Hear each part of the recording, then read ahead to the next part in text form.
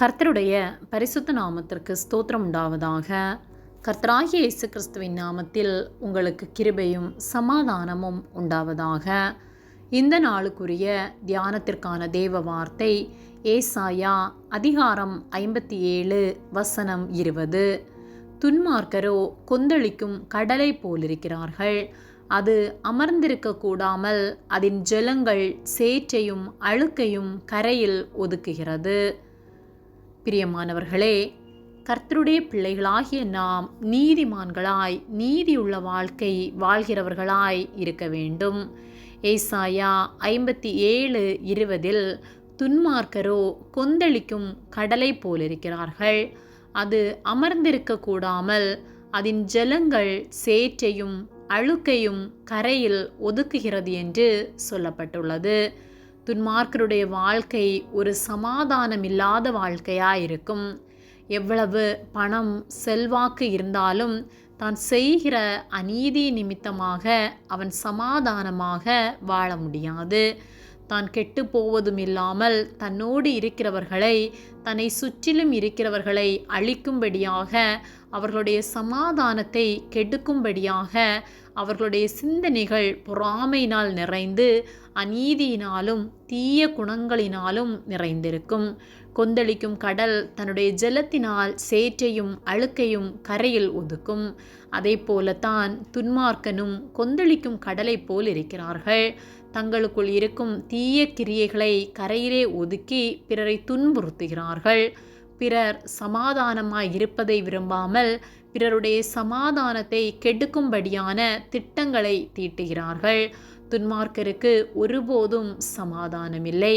சங்கீதம் 10:2 துன்மார்க்கன் தன் பெருமையினால் சிறுமைப்பட்டவனை கடூரமாய் துன்பப்படுத்துகிறான். அவர்கள் நினைத்த சதி மோசங்களில் அவர்களே அகப்படுவார்கள் என்று சொல்லப்பட்டுள்ளது. சிறுமைப்பட்டவர்களை துன்பப்படுத்தும்படியாக துன்மார்க்கன் பெருமை பாராட்டுகிறான். ஆனால் அவன் விரித்த வலையில் அவனே அகப்படுவான்.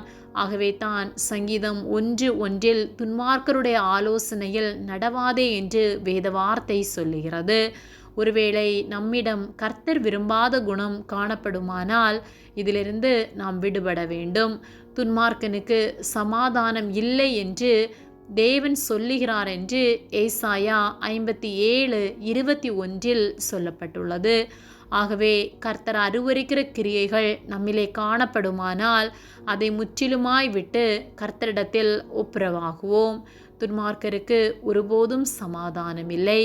எசேக்கியேல் 18:27 துன்மார்க்கன் தான் செய்த துன்மார்க்கத்தை விட்டு விலகி நியாயத்தையும் நீதியையும் செய்வானே ஆகில் அவன் தன் ஆத்மாவை பிழைக்க பண்ணுவான் என்று சொல்லப்பட்டுள்ளது.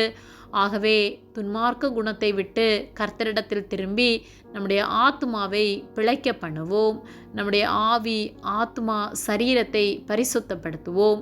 கர்த்தருடைய வார்த்தைகளின்படி நடந்து அவருக்கு பிரியமுள்ள வாழ்க்கை வாழ்வோம். ஆமேன்.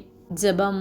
எங்களை அதிகமாக நேசித்து வழிநடத்தி வருகிற எங்கள் அன்பின் பரிசுத்த பிதாவே, இந்த நாளையும் நாங்கள் காணும்படியாகவும் உம்முடைய சத்திய வார்த்தைகளை நாங்கள் தியானிக்கும்படியாகவும் நீர் தந்த கிருபைகளுக்காக உமக்கு நன்றி செலுத்துகின்றோம்.